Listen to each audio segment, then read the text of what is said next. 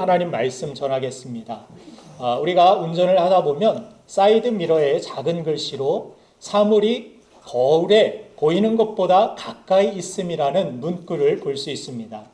사이드 미러는 볼록 거울을 쓰기 때문에 실제 크기보다 작아 보이고 거리가 멀어 보이는 왜곡 현상이 일어나서 주의 문구를 써 놓은 것입니다.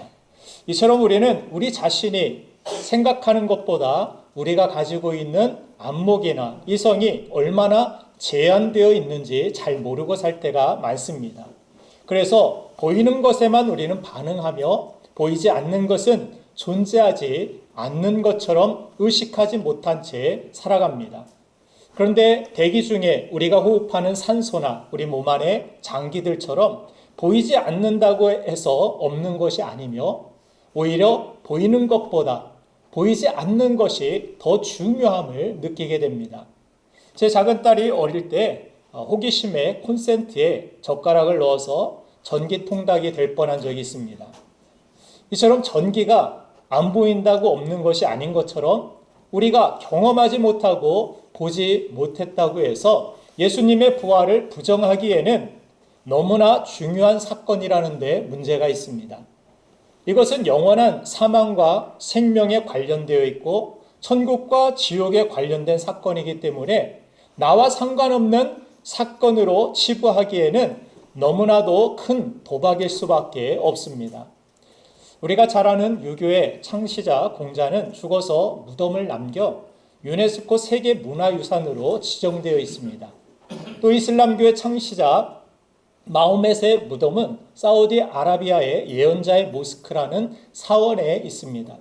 또 불교의 창시자인 석가모니도 유고를 8개의 탑안에 원래는 두었다가 인도를 통일한 아소카 왕이라는 사람이 이 통일 왕조 곳곳에 무려 8만 4천 개의 탑에 유고를 나누어 안치했다고 합니다. 그런데 기독교는 예수님의 무덤을 중요시 여기지 않습니다. 예수님의 무덤은 다른 사람들처럼 시신이 남아있지 않은 빈 무덤이기 때문입니다. 예수님께서 죽음을 이기시고 부활하셨기 때문에 이 땅에는 예수님의 무덤이 남아있지 않은 것입니다. 예수님의 빈 무덤은 예수님을 믿으면 예수님처럼 우리도 부활과 천국으로 나아갈 수 있음을 선언하고 계신 것입니다. 오늘 이 예배에 참여한 여러분들 모두가 예수님을 믿음으로 부활의 이 생명과 천국을 소유하는 축복이 있기를 간절히 소망합니다. 오늘 성경은 예수님의 부활 당시에 이스라엘에서 일어난 소동을 기록하고 있습니다. 특별히 성경 본문에는 예수님의 부활을 방해하기 위한 여러 시도들이 있었음을 기록하고 있습니다. 그런데 그들의 방해가 오히려 부활의 증거가 되는 아이러니한 일이 일어났습니다. 성경을 보면 예수님은 유대 민중들 앞에서 무려 16번이나 죽은 다음에 내가 부활할 것이다라는 사실을 말씀하셨습니다. 보면 마태복음 27장 63절에 보면 예수님의 이 말씀을 들었던 대적들이 총독에게 찾아와 이런 이야기를 합니다. 같이 한번 읽어보겠습니다. 시작.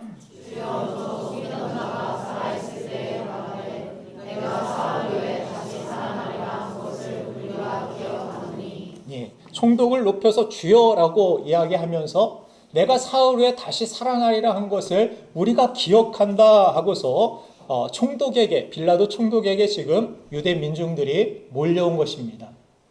예수님의 제자들은 다 잊어버리고 뿔뿔이 도망갔는데 오히려 원수들은 이 부활의 메시지를 분명하게 기억하고 있었습니다. 원래 따르는 사람보다 반대자들이 넘어뜨리기 위해 더 잘 기억하고 더 철저히 준비하는 것을 볼 수 있습니다.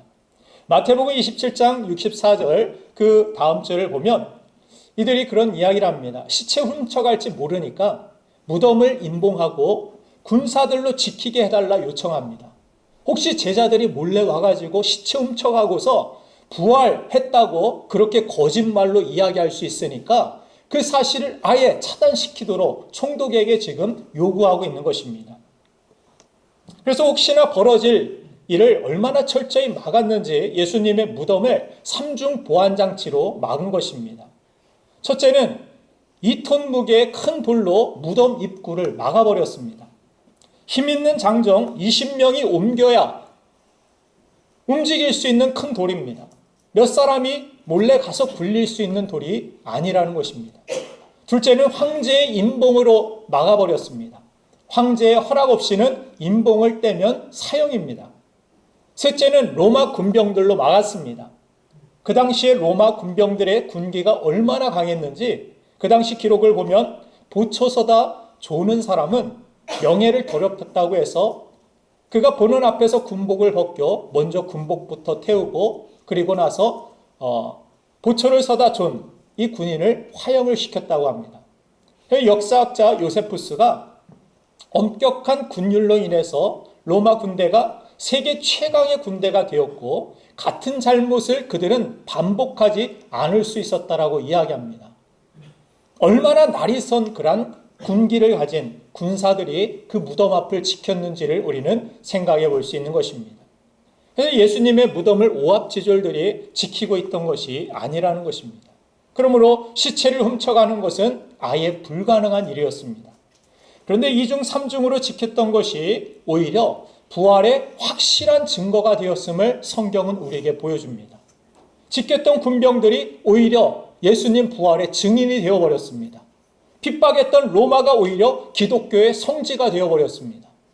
이처럼 예수님의 부활 사건은 큰 대적과 고난이 오히려 큰 증거가 되고 우리의 큰 승리가 될 수 있음을 보여주는 것입니다. 다윗도 대적이 골리앗이었기에 오히려 그에게 큰 승리가 주어졌음을 성경은 기록합니다. 사무엘상 17장 26절 말씀에서 살아계신 하나님의 군대를 모욕하겠느냐 하고 그가 26절 후반절에 고백하는 것을 보게 됩니다. 살아계신 하나님, 그는 살아계신 하나님을 믿었습니다. 그래서 큰 대적이 있었지만 살아계신 하나님을 믿었기 때문에 오히려 대적이 크면 클수록, 고난이 크면 클수록, 나를 방해하고 어렵게 하는 문제가 크면 클수록 더 큰 승리의 증거가 되었다라는 사실입니다. 왜 그렇습니까? 승패가 칼과 창에 있는 것이 아니라 승리는 살아계신 하나님께 속해 있음을 믿었기 때문입니다. 여러분들의 삶 가운데서도 감당하기 어려운 문제들이 있고 정말 머리 아픈 그런 답답한 어려움들이 있을 때 그 문제가 크면 클수록 더 문제보다 크신 살아계신 하나님, 살아계신 주님을 바라보고 의지하는 우리 모두가 되기를 간절히 소망합니다. 그러면 왜 그렇게도 예수님을 비난하고 그들은 공격했느냐?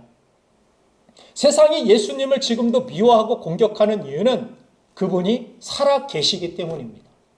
대개 사람은 죽으면 스탈린이나 김일성이나 히틀러 같은 악인들조차 욕을 잘 하지 않습니다. 그들을 거론하지 잘 않습니다. 그런데 예수님은 살아계실 때에도 공격하는 사람들이 많았지만 죽으신 다음에 공격과 비난이 더욱더 강해졌습니다. 지금도 예수님을 공격하기 위해 인생을 건 사람들도 있습니다. 식음을 전폐하고 기독교 박멸을 외치는 사람들도 보게 됩니다. 왜 그렇습니까? 그분이 살아계시기 때문입니다. He is alive. 그가 살아계시기 때문에, 죽었으면 예수님의 존재 때문에 식음을 전폐하고 자신의 인생을 걸고 반대하고 공격하지 않습니다. 축구 선수도 보면은 영향력이 강한 손흥민 같은 그런 선수들에게 두세 명씩 따라다니며 마크하고 태클을 걸지 다쳐서 쩔뚝거리고 빌빌대는 그런 사람들은 수비도 잘 하지 않습니다. 막지 않습니다. 공격받는 이유는 영향력이 강력하게 살아있기 때문입니다. 대통령들도 현재 권력을 가진 영향력 있는 사람을 공격하지 지난 사람들은 별로 신경을 쓰지 않습니다. 병균도 마찬가지죠. 살아있는 사람을 공격하지 죽은 사람은 공격하지 않습니다. 지금도 믿지 않는 사람들이 예수님의 살아나심을 부정하기 위해서 그런 말들을 지어내는 것을 듣습니다. 예수님의 반대자들이 가져간 것 아니냐? 또는 예수님의 제자들이 가져간 것 아니냐? 그런데 반대자들이 만약 예수님 시체를 가져다가 숨길 이유가 있느냐? 반문하게 됩니다. 오히려 만일 그들이 반대했던 사람들이 예수님 시체를 가져갔다면 퍼레이드 하면서 봐라, 부활 못했지? 하고 예수님 시체를 증거로 사람들에게 보였을 것입니다. 제자들이 가져갔다고 하는 이야기도 마찬가지죠. 성경을 보면 제자들이 그 당시에 어떤 상태였냐면 예수님이 십자가에 달려서 죽으신다라고 이야기할 때 그 이전부터 예수님 팔 생각부터 했고, 예수님이 십자가를 지시는 그 장소에서는 수제자인 베드로마저도 예수님을 모른다고, 그것도 작은 여자 소녀가 예수님이랑 같이 있지 않았습니까? 당신도 예수님 제자 아닙니까? 그런 질문을 받았을 때 예수님을 저주하고 욕했다라고 이야기합니다. 그런 예수님 살아있을 때도 저주하고 부인하고 팔아버렸던 제자들이 예수님 죽고 나서 시체를 위해 자기 목숨을 걸고 예수님 시체 찾고자 그 무덤을 찾아오는 것이 상식적인 일이냐는 것입니다. 그들이 로마 군병과 싸워 이기고 시체를 훔쳐간다라는 것, 그것은 정말 요즘 말로 에바 중에 에바입니다. 성경도 제대로 안 읽어보고 상상으로 그냥 지어낸 이야기죠. 설령 훔쳤다고 쳐도 사도행전에 나오는 제자들을 포함해서 그 많은 사람들이 죽은 예수님 때문에 순교하고 헌신하고 그럴 수 있겠습니까? 이미 가버린 죽은 예수님, 그분 때문에 나의 목숨을 걸고 예수님 살아계신다라고 그렇게 거짓말하고 다닌다고요? 자기 목이 잘려가고 그 당시 예수님 전하면 톱으로 켜는 그런 일들까지도 성경은 기록하고 있습니다. 예수님 전했다고 해서, 예수님 부활했다고 이야기해서, 그렇게 자기와 친했던 제자들과 그런 사람, 친분이 있었던 주변 사람들이 죽어나가는 것을 보고도 예수님이 부활하셨다라는 것을, 자신이 본 것을, 자신이 만난 예수님을 증거하지 않을 수가 없기 때문에, 거짓말할 수 없기 때문에 그들은 진실을 이야기하다가 그렇게 죽어갔다라는 것입니다. 그런데 만약 거짓말이라면 이 거짓말 때문에 자신의 목숨을 걸고 자신의 사랑하는 가족들과 함께 핍박을 받고 고난을 받는 것이, 그것이 조금만 생각해도 상식적이냐는 것입니다. 비상식적인 것이죠. 거짓을 위해서 그 당시 수천 명의 사람들이 목숨을 바쳤다라면 그건 부활보다 아마 더 큰 기적이 아닐까 생각이 듭니다. 그렇게 하나님의 하신 일들은 부정할수록 더 큰 기적이 되는 것을 보게 됩니다. 고린도전서 15장 4절부터 6절 말씀을 보면 예수님은 부활하셔서 제자들 뿐만이 아니라 500명에게 부활의 몸을 보이셨다라고 성경은 기록하고 있습니다. 6절 말씀을 같이 한번 읽어보겠습니다. 시작. 그 후에 500의 형제에게 일시에 보이셨다니 그 중에 지금까지 대다수는 살아있고 어떤 사람은 잠들었으며, 이 고린도전서 성경이 기록될 그 당시까지도 그 부활을 본 500명에 속했던 사람들, 예수님의 실제 몸을, 부활한 몸을 본 사람들이 지금까지도 살아있다라고 사도 바울은 기록하고 있는 것을 보게 됩니다.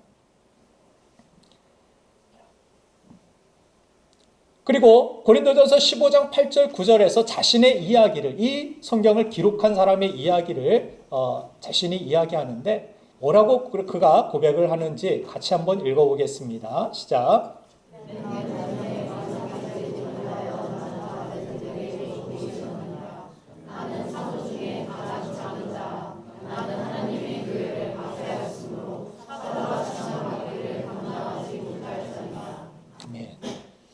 그렇게 500명의 단체로 우리가 부활했다고 거짓말하자 하면 한두 명 그 중에서 거짓말 우리가 했다고 폭로하고 시인할 사람이 없겠습니까? 로마인들 뿐만이 아니라 유대인들에게도 그 당시 예수 믿으면 먹고 살 수도 없고 쫓겨다녀야 되는 그런 거짓 때문에 자신의 인생을, 자기 사랑하는 가족들과 함께 거짓말하고 그렇게 다니는 것이 있을 수가 없는 일입니다. 그뿐만이 아니라 고린도전서 15장 8절 9절 이 말씀처럼 예수 믿는 사람들을, 이 성경을 기록했던 이 사도 바울이라는 사람은 예수 믿는 사람들이 너무나도 싫어서 그 사람들 죽이려고 잡아 다니는데 앞장섰던 사람입니다. 이 사람이 사회적으로 부족할 것 없었고 모든 스펙을 다 가진 사람입니다. 5개 국어 이상의 외국어에 능통했고 그 당시에 가말리엘이라는 그러한 대학에 가장 최고의 대학에 그 사람이 교육을 받았던 사람이고 헬라인의 그리스인의 신분을 가졌을 뿐만이 아니라 유대인의 신분도 가지고 있었기 때문에 어디에서든지 그가 쓰임을 받고 또한 사람들이 이 사람을 추종했던 그렇게 유명했던 사람입니다. 근데 갑자기 자신과 함께했던 사람들 적으로 돌리고 매를 맞고 쫓겨다니면서 감옥에 갇히고 결국 순교하게 되는 그 일을 한 이유가 무엇 때문이라고 그가 고백합니까? 자신에게 예수님이 부활하셔서 나도 만나주셨기 때문이라고 고백하고 있습니다. 예수님은 정말 부활하셨어. 그분이 나는 거짓말이고 이 예수쟁이들이 거짓말하고 다니는 줄 알아서 그 사람들 다 잡아 죽여야겠다라고 생각하고 모든 일들을 다 팽개치고 그렇게 살아갔던 사람이 예수님을 만나게 되니까 자신이 중요하게 생각했던 것들을 내려놓고 오히려 자신과 동료였던 사람들에게 매를 맞고 쫓겨다니면서도 예수님이 부활하셨습니다. 그 주님이 참 하나님이십니다. 이런 고백을 했다라는 것입니다. 우리 가운데에도 여기 독실한 불교 신자였던 분들이 계십니다. 불교 신자였던 분들 손 안 드셔도 돼요. 제가 알고 있으니까. 그거 창피한 것 아닙니다. 몰랐으니까. 예수님을 몰랐으니까. 자불상에 매일 새벽마다 한 4시쯤에 이렇게 올라가셨던 분이 계십니다. 불공 드린다고.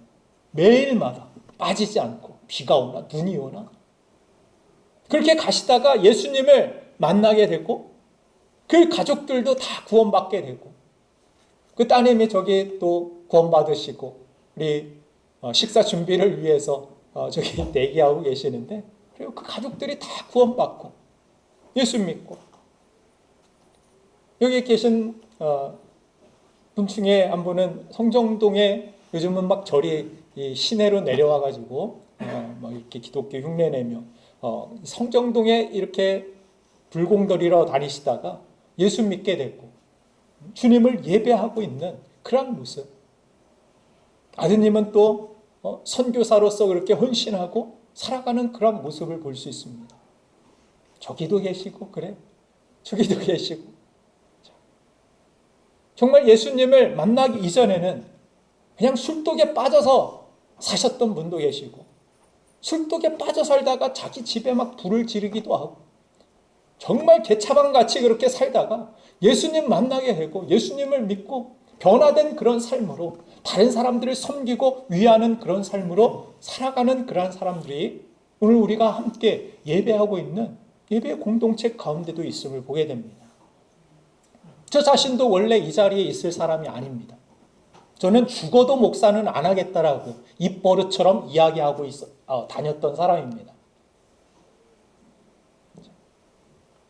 저는 이 교회보다 오히려 세상이 더 좋았고 교회에서 찬양하는 것보다 나이트클럽에 가는 것이 더 좋았습니다. 죽어도 나는 목사가 안 됩니다. 죽어도 목사 안 합니다. 그랬던 사람이 어릴 때부터 성경은 또 지식적으로 알고 그래도 교회에 나와서 하나님 말씀 들었던 것이 얼마나 저에게 귀한 일인지 저는 생각해 봅니다. 그런데 성경 지식으로만 알았던 예수님의 사랑을 제가 진짜 만나게 되니까 보이는 세상이 전부가 아니구나.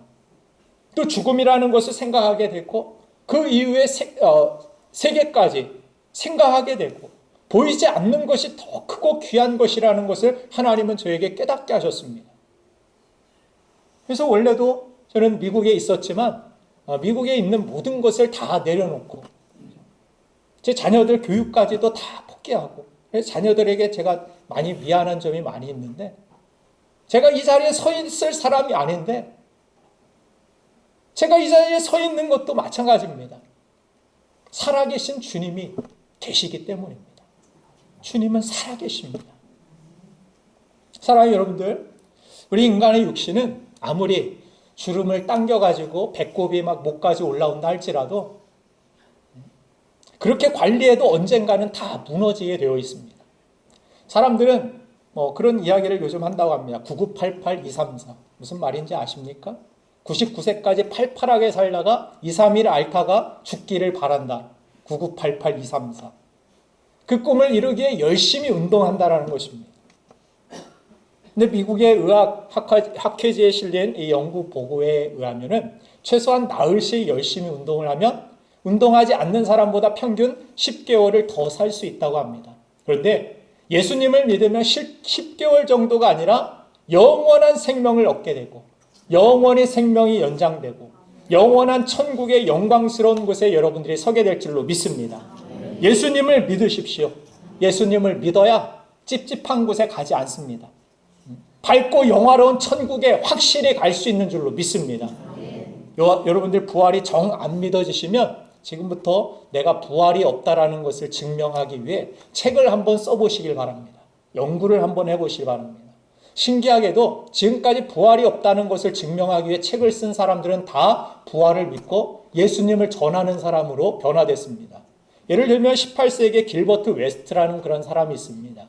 그때 계몽주의 시대, 이성주의 시대에 어떻게 부활을 믿느냐, 지성인이 무슨 부활을 믿느냐, 그건 미신이고 말이 안 되는 이야기다. 그래서 자신이 친구들을 깨우치겠다고 성경을 연구하게 됩니다.